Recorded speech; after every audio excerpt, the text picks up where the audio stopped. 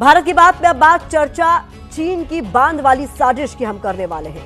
ब्रह्मपुत्र नदी पर चीन दुनिया का सबसे बड़ा बांध बनाने जा रहा है। ये दुनिया के सबसे बड़े बांध से भी 3 गुना बड़ा बताया जा रहा है। जानकार इसे वाटर बम का नाम दे रहे हैं। भारत के बेहद नजदीक विशालकाय बांध बना लेने के बाद भारत आने वाले ब्रह्मपुत्र के पानी को चीन बांध के जरिए नियंत्रित कर सकता है। चीन इसे कूटनीतिक हथियार की तरह इस्तेमाल कर सकता है। इसका सीधा असर भारत के पूर्वोत्तर राज्यों की जल आपूर्ति से लेकर सिंचाई और बिजली उत्पादन पर भी पड़ सकता है। दोनों देशों के बीच तनाव के समय चीन ब्रह्मपुत्र के पानी के प्रवाह पर असर भी डाल सकता है और शत्रुता के समय और भारतीय क्षेत्र में विशालकाय बांध के जरिए बड़ी मात्रा में पानी भी छोड़ सकता है।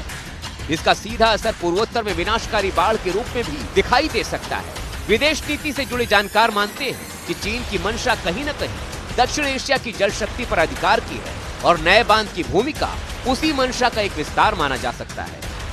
ब्रह्मपुत्र रिवर के ऊपर चीन जो बांध बनाने जा रहा है उससे हिंदुस्तान को बहुत जबरदस्त नुकसान हो सकता है। कल अगर लड़ाई होती है तो हिंदुस्तान में बड़े पैमाने पर वो फ्लडिंग कर सकता है, अरुणाचल में और असम में और वेस्ट बंगाल में, जिसमें हमारे लॉजिस्टिक मूवमेंट के ऊपर बहुत जबरदस्त असर पड़ेगा।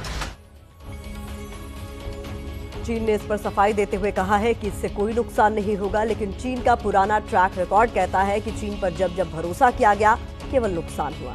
ऐसे में अब देखना होगा कि चीन हाइड्रो पावर प्रोजेक्ट पर भारत का अगला रुख क्या होगा।